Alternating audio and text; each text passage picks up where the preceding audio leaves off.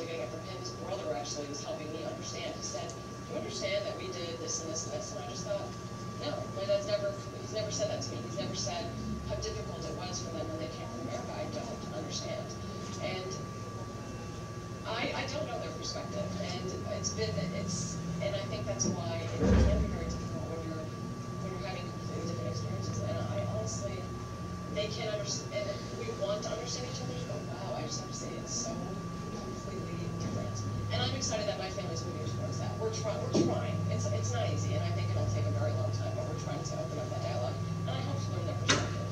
And all we can do right now is just learn from each other as much as we can. Did that resonate? Did that make sense? Did you hear what she was saying about the disconnect with her family? Mm-hmm. And that's part of the challenge, I guess, that sometimes we feel, because you're in school now. Mm-hmm. And what some people do in their homes may not be the same thing you do in your homes. Mm-hmm. True? Yeah. Do you bring folks over that don't look like you to the house? To your house? She's going, no. Why not? You're not allowed to. Why is that? My parents aren't that. My parents don't like people coming over and live with their family. I mean, part of it is our family culture or culture outside of the United States. We're hospitable, but we're hospitable to the people that we know and share the same values and share culture with. So for us Nigerians, we will easily bring another Nigerian to the house, but someone of a different culture just come in and hang over, because we don't know, we're not trusting, we don't know what their values are. So it's a little bit difficult to kind of invite and open up your house to someone that you don't know what their values are. Mm-hmm. So for example, for us, we don't do Halloween, and we don't do sleepovers. That's just a no. There's a video about it. We probably won't get to this, but there's a whole video and it says like sleepovers. We don't do sleepovers. And that came from lots of different cultures. Yes. So sleepovers is very common in this country. Like, okay, in fact, it's one of the little exercises. I'm 13 years old, I'm invited to a birthday party, and it's a sleepover, and the parents are saying, what? Mm-hmm. We do not do sleepovers. You do sleepovers? But you grew up in this country, sleepovers is very common, right? Yeah. But when you don't know someone else, and somebody comes over, and so people don't get to see your culture, but do you get to go to other people's homes that don't look like you? Yeah. We go and we leave. We don't sleep over. We go and we visit. My mom, she never let me go to sleepovers. She never let me go hang out with my friends. Mm-hmm. It was just like, oh, I don't know them. I don't know their parents. Like if she knows their parents, then maybe yeah. Yeah. But it's not like a definite. Oh yeah, you can go. No, it was always either no or I'll think about it. Yeah. And she wouldn't know the parents unless they were in the Hispanic community, probably. Right? Yeah. Yeah. Or just family. But that is the general thing even with American families. You don't let your daughter go just about anywhere unless you know the parents. So that's not a typical non-American custom. Of course, there are parents who don't care. I think it's on a different level, because Americans still, especially when it comes to sleepover, they want their kids to have that friendship, that level of friendship. Mm-hmm. And when I say no, doesn't mean, yeah, I talk to you on the phone, and I know that your child is in my classroom. That is knowing on American level. But on a typical Mexican, we kind of sort of share a little bit of the same culture. No, we have to, like, if I want to say I know you as a parent, I am going to be like, I have hung out with you, I have come to your house several times, I've maybe eaten lunch or dinner with you on a personal, intimate level. And then our kids are in the same class, or maybe you have a birthday. At that point, when we've done those intimate things together, then I can say, yes, my child can come and stay overnight for a sleepover.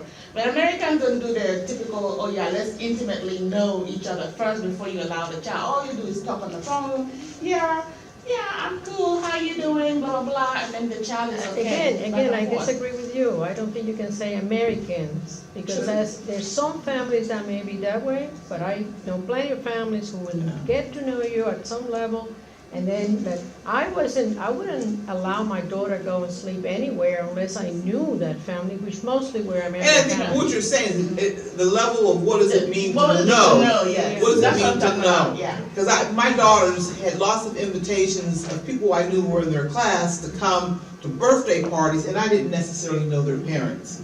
You know, a sleepover was a different thing, but it's Yeah. like you get lots of invitations, and you know them on a very surface level. You've seen them, but you don't know them. Like you don't know what their values are. You don't know if they allow kids to drink or what they're doing. So if you don't, so some people feel like if I don't know enough about that family, then it's no. You know, so I think there's different levels of what it means to know someone. Oh, birthday will go everywhere. We can go to birthday all day long, with a sleepover. I don't even have to talk to you to come to a birthday. But sleepover is, And the But same. we've seen some of what these girls have been saying, though, we see that in church, where the parents are reluctant to let their teenagers join like the youth group, because they don't really trust who they're mixing with. yes. That would be true. And that would be probably part of the I'm Nigerian community okay. as well. Yes, I would be okay with that, but my husband is more like, he's not sure what's gonna happen, especially when they go out. Let's say you have retreats, right? And you're going outside of the church to retreats. I'm okay with that, because I'm more trusting. My husband will be like, heck no, Yeah. we're not going out, especially outside of this place. You are not going, leaving this place to go somewhere else. We're gonna try to change it before you get a confirmation. So that issue of trying to get the Hispanics to join in with the Anglos and the Nigerians and everybody else, they tend to be a little shy about allowing that, yeah. And if the parents, you know, but part of that is how do you reach out to the parents to build the trust? So, because, you know, because you know, some of these videos are absolutely funny because they actually say, you know, one of them said, you know, can't go to sleepover, everybody in that family's gonna rape you, you know, so. It's one of the videos, we probably don't have time to see it. Right. But it's that feeling that, you know, sleepovers, there's a fear, and if you don't know what you don't know, you fear and you stay away from. So how do we build bridges of trust, you know, so they can have an experience? Because often retreats are a wonderful experience, and you learn some great things, and you have relationships that may last a lifetime. But if the parents aren't feeling it. Well, you tell me how to build that trust, because I'm married to one and I can't even tell him and convince him. If I could convince him, see, this boy will be in a boarding school. I can't get him. So you tell me. You want to be in a boarding school?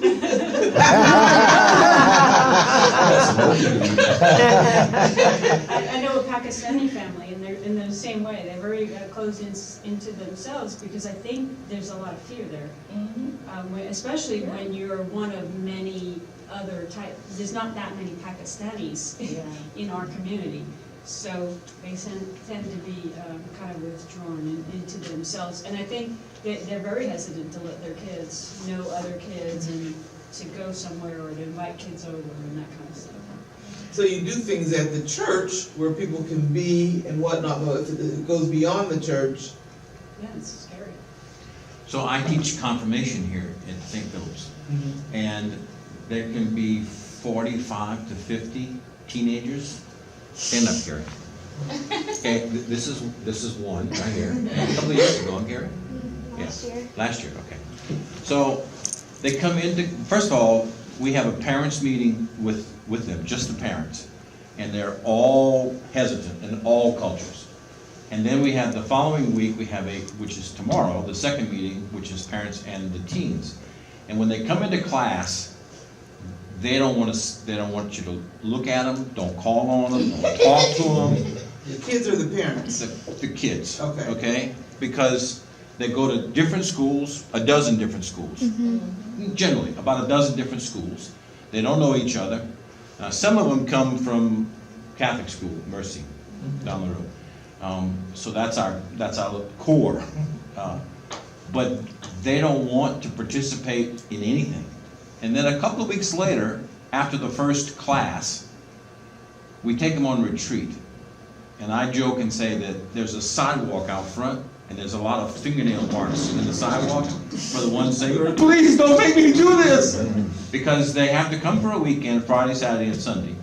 No cell phones, no iPads, no toys, No devices. okay? The pictures that are coming up, this is from last year's confirmation Yeah, that's retreat. confirmation class. Okay. So, on Friday night, their attitude is, I don't want to be here, leave me alone. But by Saturday afternoon, after they've gone through Sacrament Reconciliation, Mass, and Adoration, for most of them, it's the first time they've experienced adoration. They begin to break. They begin to meld together. And by Sunday, the miracle has happened, and they don't want to leave. They want to stay. So, You've gone through it. cultures. Yeah. Okay. I did my confirmation 2 years ago, and we went on a retreat, same like how he was explaining it, and none of the kids, most of them, they went to the same school, but they didn't really talk to each other. But that, I think it was Saturday night, it was just like, I don't remember exactly what we were doing, but everybody was like crying. Mhm. They were, yeah, like they were breaking down, and that's when everybody just came together, I guess you could say. And from then on, you could see that everybody was socializing with each other because I guess they could see that they were going through the same thing. Sure. But, you know, and we do that because we know it bonds the kids together, and we do the retreat in the beginning of the process Correct. rather than at the end, like a lot of churches do, so that the kids can bond. But the challenge still is to reach the parents. It sounds like you need a retreat for parents. Yeah. It really does, Yes. because they're not sure what you're doing with their child. Yes. Yeah. Because there's a need to maintain a certain level, I'm going to use this word very carefully, control. You know, you want to be able to manage what they're doing and manage what's in their life, and what you don't know can be very scary. Yeah. And especially when you come to a place like America and you're told all the stuff about there's drugs and there's sex and there's all the stuff that's happening. And so you have this, you know, I remember when the first time I went to Nigeria, and somebody said, does everybody in America own a gun? Because they had seen all these movies where they thought everybody had a gun and people were shooting. So people have these images of what the USA is, and so there's a level of protection that parents want to have over their children. They want them to do well in school, they want certain things, but there's fear about, gosh, I don't want my child to end up being a gangster or this or that. So and they've heard the thing about peers. They learn a lot from their peers, and you know, so that's why some people want to have their children in a private or parochial school, you know, because they're concerned. And so that's some part of the reasons why some parents don't just jump right in there, because there's some truths and there's some myths, and so it's being able to debunk those myths and having something where the parents get to know each other so that you feel more comfortable. And this would be one of my recommendations that, you know, St. Philip's, is to figure out how to pull your parents together so that there can be camaraderie among the various cultures, you know, because they're probably more alike than different, but I think fear, Is a big thing. and you're acknowledging Oh that. yeah, absolutely. I mean, like I said, for me, I have the luxury of having both. So I've been exposed to both. The fear for me is more on my husband, and I'm trying to get him to understand you can't fear what you don't know. We've had that conversation many times. Come to these meetings, read, look at these things, or look at certain movies, Lifetime things, a little bit close to reality. And see, And stay in that little bubble that he has That's in his part of the head. other challenge, though, is we can't seem to get the parents to come, especially the Nigerian community, to come to the events that we would like for example, this, you know. I'm probably the only Nigerian in here right now. Exactly. And that's the way it is. We usually get one or two Nigerians, but we want to reach out. Yeah. And see, I bet you, I know this without a doubt, there's a strong Nigerian community. Yes, there is. They have a community. Now, they go to Yes. church on a regular basis, but they have their own insular Yes. community. Yeah. Yes. Because other issues like, you know, we want you to meet folks that you know, because for my husband's parents, like, forbid, you know, don't marry from over there, make sure you come home and marry, so you want to make sure you're, you know, so there's certain things that, you know, and in terms of moving the culture along, the dancing, and somebody said it, you know, there's the music, there's you know, there's all the food, yeah, the way the family hangs out together. And so those are things that people don't want to lose, you know, that's very much. In fact, you know, you can go online and you see the what I call first generation kids making fun out of the way their parents do it. You know, they actually laugh, but they love it. Yeah. Because they'll say how, you know, my parents, they speak this way or they do these things, but that's a part of their culture. Like, you know, when they go to these 3-day weddings or, you know, all these wedding. yeah. So there's so I think your Nigerian families and probably other families are immersed in their own culture, and so stepping outside of that becomes difficult. So, but knowing that doesn't mean that it's not doable.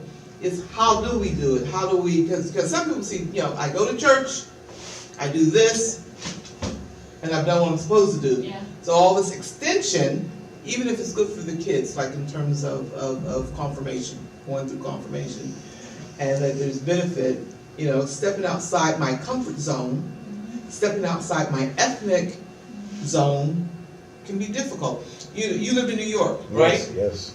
And there were communities in New York that all the Italians were here, all the people from Poland were here, Exactly. and people stayed very much in their community. Exactly. You know. They did, but Right. they did integrate with one another, which is one of the points that we don't see in some of the places like in Miami. When I lived in New York, and maybe it's the way you were born, I was always very open-minded to anything outside of my own culture. I wanted to know people. It was the most beautiful experience of my life to know people from countries I didn't even know existed, and to talk to people like that. But in New York, everybody kept their language and their food and so forth. Everybody spoke English. Everybody spoke English and integrated. And Right, we say in the midst of diversity, Yeah. there was also commonality. Yes. Yes. Now, and especially in Miami, I see this division not only among Americans and Hispanic, no, among Hispanic, because I'm from Cuba and this one's from Colombia, and they don't come at once, and that is what worries me. Even among the Hispanics. Yes, and yes, Latinos. yes, Yeah. because we need to keep the fiber of this country. I mean, fine that we do our things in our homes and our cultures and so forth, but the language is a common link that we have. And when we begin to, I was in a store one day in Miami, and this lady with her son, the boy said something in Spanish, and she says, "Don't say it like that, you sound like a Cuban." And I'm standing next to her, I didn't say anything, of course. And I said, well, okay, there's a lot of Cubans around this kid, so what's wrong? But she scolded him, things like that. Theirs isn't a marriage, yeah, just like ours or anybody else's, right? But that's less common, they keep in their communities, and that's sad. But knowing that, because what does that do for young people? You know, if you know, It 'cause keeps them there's a separate. value to staying in your community, and there's also a value to extend beyond your community because you have to live in a world that's not going to be your community. Yeah, absolutely. And so, how do your parents get to see that value? Because when you're competing for jobs, you're looking for letters of recommendation for university, there has to be an extension. Because, and I know this in Nigerian culture, people will ask my husband for letters of recommendation when my husband didn't see their work, but they feel like, you know, because of his position, he can help, versus, well, what about the people you really work with? They're probably in a better position to give you a letter of recommendation, but it would not extend it because in order to survive and succeed in this country, you have to expand. And so how do we help our parents understand that? How do you help your parents understand that? You all said you get to go to your friends' houses and hang out. Hang out and not sleep over. And that is important because as a parent, it's a big struggle. And I personally don't so much hang out with Nigerians. And just like you were saying, within us, within Nigerians, we have the biggest ego. We feel like my own family is better than your own family, right? So I really don't necessarily I don't do sleepovers even within Nigerian communities either. And Nigerians, if you hang around Igbos or Yorubas or the different tribes have their own issues and they do not come together. Mm-hmm. And if they do come together, one is going to be the most outstanding one, right? So for example, we have the Nigerian community here at St. Philip, and that's supposed to be all Nigerians. But you would not know that that's just one tribe. Oh. That's just one tribe that just comes together. Is it Not Igbo? all of Nigeria, that's the Igbo, yes. The Igbo tribe comes together. Yes, not all the other, I didn't know any that. other tribe that comes in there, they push them out.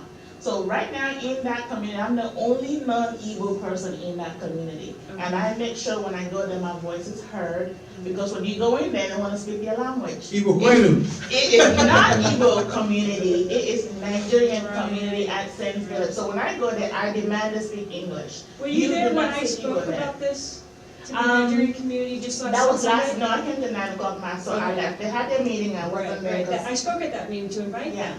Did you see them? No, that's what Yes. I'm trying to figure out. I have not Yes. figured out the Nigerian community, how to reach them or how It to is invite. more, it's a lot of, I can't really speak much because I didn't fully grow up in Nigeria, so I refuse to understand what the dynamic is.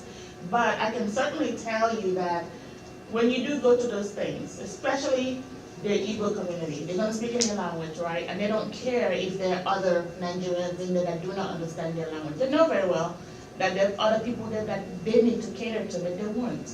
And so they're a little bit more close-knit to themselves. And within them, they also have their little subsections, subgroups. So I don't think it's something that you can say we can easily break, because that comes right from home. The culture is right from home. It's something that they've done generations upon generations. And it continues in the And it Nigeria. continues here. Much of what you're But the saying, children will change that. Yeah, the children will will change, yeah, the children do change that, but how are they more willing to get the kids exposed? So let's say, for example, you talk about parochial schools. And it's the same reason why my husband will struggle and we sacrifice to make sure they go to Catholic schools. But for me, you have no idea how many times I said, let's go get a house and put these kids in a public school, because right now we're stretching. We don't have the finances to afford what we're doing, right? But out of fear, my husband thinks if they go to public school, they're gonna go do drugs, they're gonna do this, they're gonna do that, and all kinds of things. So we are stuck spending how much money? 3 times our mortgage in a We Catholic said- school that we really cannot afford, Yeah, right? we send our children to public school. Yes. And that comes from the house. I mean, together we try to direct them, and thank God they came out all right. But I want to give you a little, addressing the older generation. My mother was home. My daughter went to high school that was geared to the arts.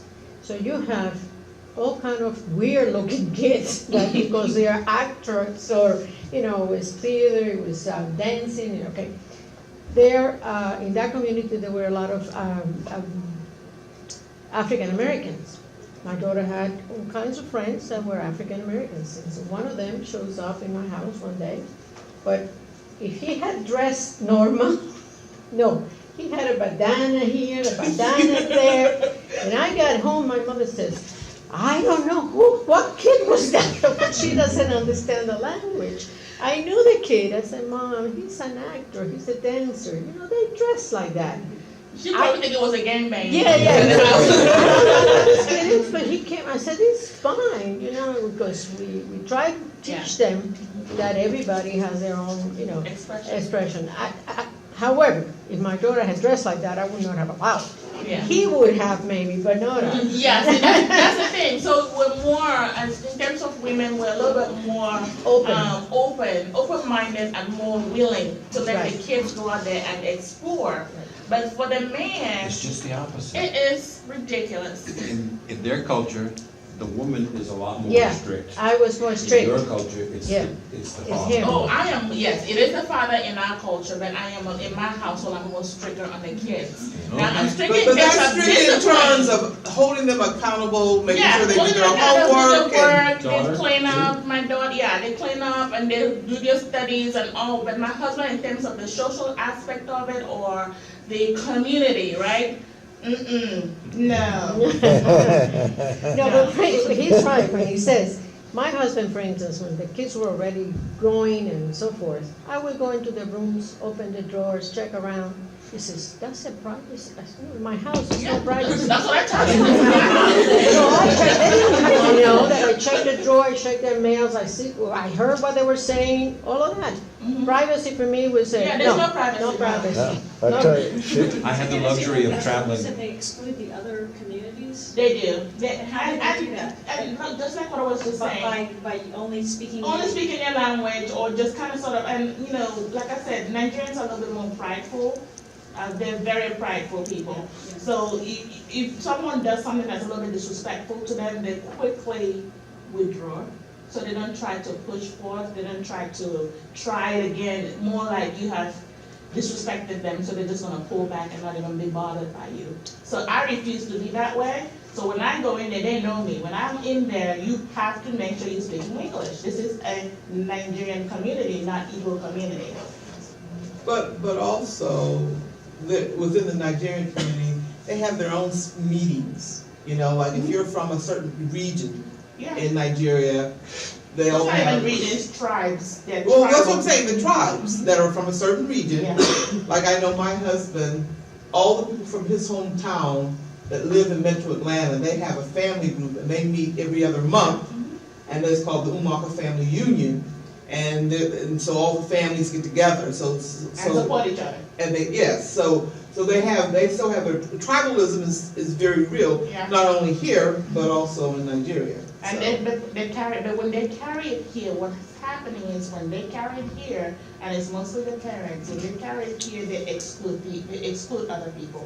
So for example, my neighbor is Igbo as So well. not just other Nigerians, but also, Even, like, let's say you have the Igbo, the collective people from maybe how many states that are called Igbos, right? But within them, just like you're saying, the region, you might have the Olu group, the Umuaka, whatever group. So within them, if somebody from Olu community needs help, he or she's gonna go to that Olu community first. And if they're not talking within themselves, that person's not gonna be able to get help or cross over from the to the other ethnic group. Despite the fact that they all speak the same language and they're all from the same one state, within their region, they're not gonna seek help unless they know each They other's belong to personal clubs, level. and when somebody They belong dies to or clubs, something yes. happens, then the people in that Club club help them are out.